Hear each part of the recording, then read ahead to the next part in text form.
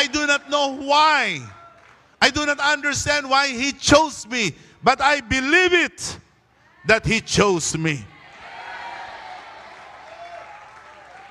In Ephesians 1:11, this is what the Word of God says. In Him we were chosen, having been predestined to the plan of Him who works out everything in conformity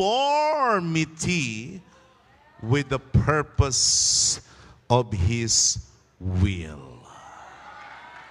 Praise the Lord. In the book of Romans 8:28, basahin natin sa wikang Tagalog.